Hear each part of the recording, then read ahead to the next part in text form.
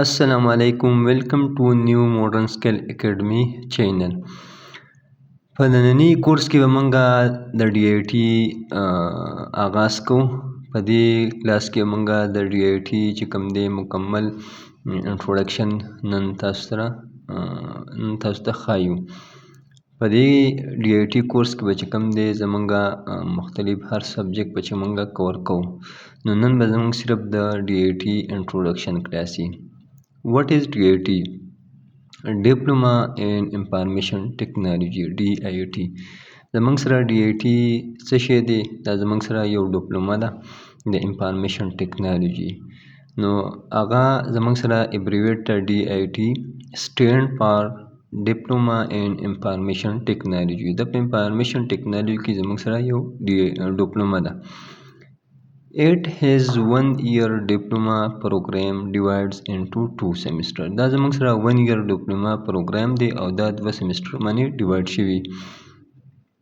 DITS provide student with basic to intermediate knowledge of computer and IT skill. دا یو student چې کوم دی هغه ته کمپیوټر او IT skill knowledge چې کوم دی د بیسک نه والا انټرمیډیټ لیول پورې پرووایډ کوي.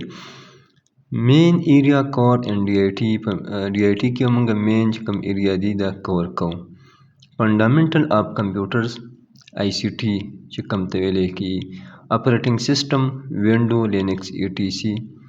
ایم ایس آفیس کې زموږ سره ورډ ایکسل پاور پوینټ ایکسس وي. ډیټابیس منیجمنټ سیسټم زموږ سره وي، په دې کې موږ به کور کوو. پروګرامینګ لینګویج دی سی پلس پلس جاوا بیسک ای ټي سی او ویب ډیزایننګ ایچ ټي ایم ایل سی ایس ایس جاوا سکرپټ او نیټورکینګ کنسپټ او سایبر سیکیورټي بیسک. نو دا په ډي آی ټي مین ایریا دی کوم چې په ډي آی ټي کې کور کیږي. نیکسټ زموږ سره چې د ډي آی ټي سکوپ څه دی؟ سکوپ اف ډي آی ټي چې ډي آی ټي یو کسب کې د هغه سکوپ څه دی، د هغه ډیمانډ څه دی په مارکیټ کې یا د ګورنمنټ وغیره کې. نو په هغه کې لاونې زموږ سره ګورنمنټ جاب مینی پوسټ ان کے پی کے پبلک سروس کمیشن، فیډرل پبلک سروس کمیشن، پنجاب پبلک سروس کمیشن، ایټا، ان ټي ایس چې کوم دی دا ډي آی ټي غواړي ایز ا کوالیفیکیشن د دې لپاره پکار وي.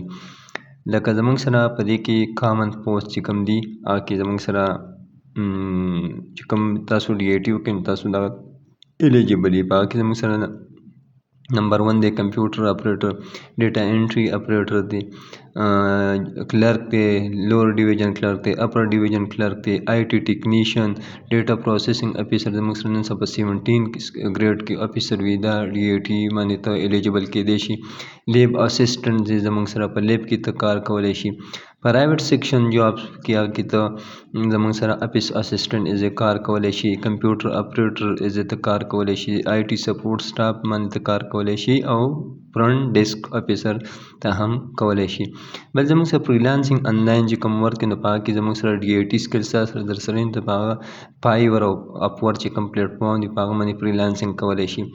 په هغه باندې ډیټا انټري جاب ته کولی شي انلاین.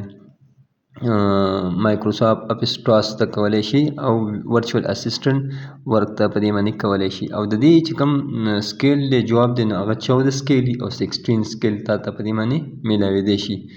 نو په دې طریقه باندې چې تاسو ډي آی ټي وکړئ نو نه تاسو پیدا اخیستی شي. نیکسټ زموږ سره دی الیجیبیلیټي او کرایټیریا فار ډي آی ټي. ډي آی ټي کرایټیریا څه ده؟ هغه مینیمم میټرک د هغه لپاره پکار وي. 1 year ډیپلوما وي، 2 سیمسټر وي او ایج لیمټ زموږ سره په ډي آی ټي کې نشته دی. نو دا زموږ سره بیا زموږ سره ایډمیشن ریکوایرمنټ دی. نو په هغه کې اپلیکیشن فارم وي، میټرک سرټیفیکیټ پکار وي، سی ان آی سی فارم بي پکار وي او یو فوټوګراف پکار وي او ایډمیشن فی وي.